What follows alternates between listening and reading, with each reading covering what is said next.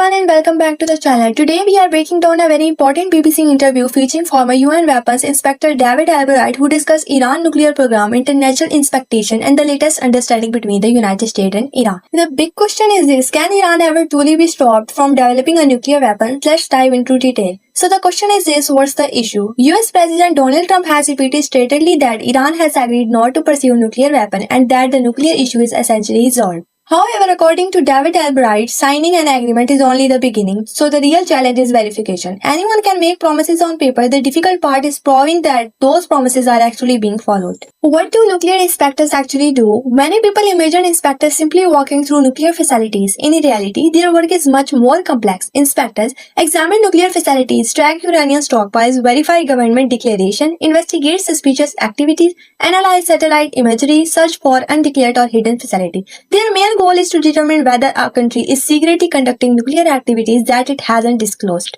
Iran and the Nuclear Non-Proliferation Treaty. Iran joined the Treaty on the Non-Proliferation of Nuclear Weapons in the 1990s. Under the treaty, Iran agrees not to build nuclear weapons. It can pursue peaceful nuclear energy. The International Atomic Energy Agency is allowed to inspect its nuclear activities. On paper, the system appears straightforward. The problem arises when trust breaks down. The biggest challenge with Iran. According to Albright, the primary issue over the year has been Iran's lack of cooperation. Inspectors often requested access to military sites, scientists suspected facilities. In several cases, access was delayed or denied. One example he cited involved a site that inspector wanted to examine by the time access was granted. Building had been demolished, soil had been removed, potential evidence was gone. This made verification far more difficult.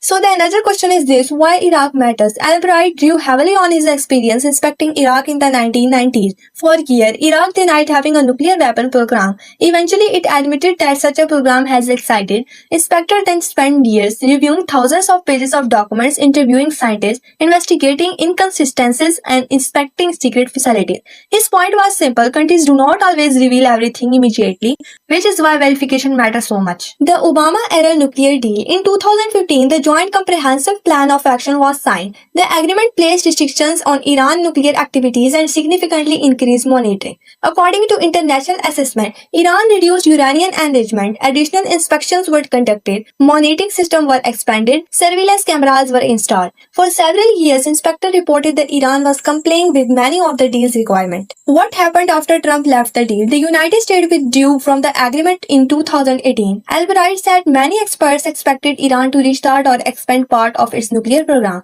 and that's largely what happened. Following the US withdrawal, Iran increased enrichment activities, tension rose, international confidence declined. This marked a major turning point in the nuclear dispute.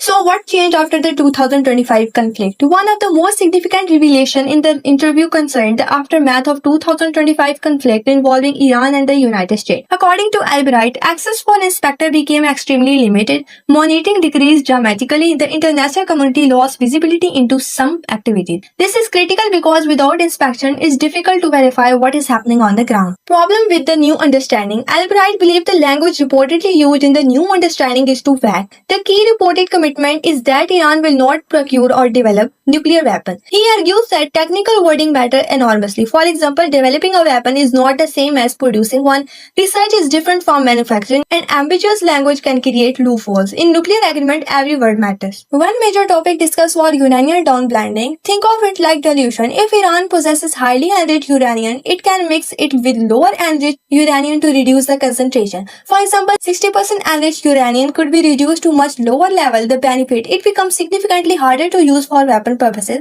The challenge is to negotiators still need to determine exactly how much downblending will occur.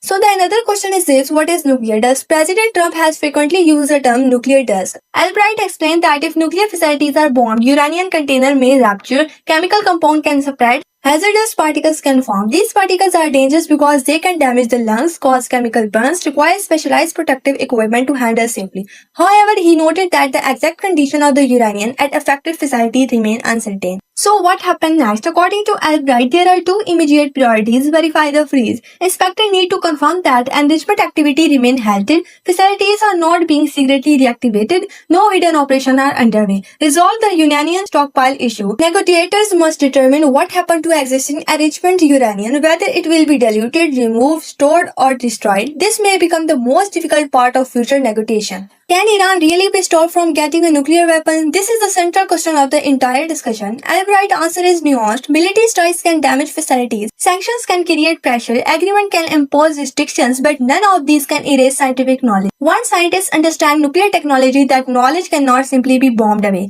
That is why long-term success depends upon continuous inspections, transparency, international monitoring, political cooperation. Without those elements, verification becomes extremely difficult. So what's the bottom line? The interview suggests that the nuclear issue is far from the settled. While political agreements may reduce tension, the real test lies in implementation and verification. Iran's nuclear future will depend on whether inspectors regain access, how uranium stockpiles are handled, whether both sides follow through on commitment, and whether trust can be rebuilt after years of confrontation. The biggest takeaway from David Albright's analysis is stopping a nuclear weapon program isn't just about signing a deal of Bombay facilities. It's about maintaining a system of inspections and verification that can convince the world that no secret program exists, and that is often the hardest part of all. Thanks for watching. If you enjoyed this analysis, don't forget to like, subscribe. See you in the next video.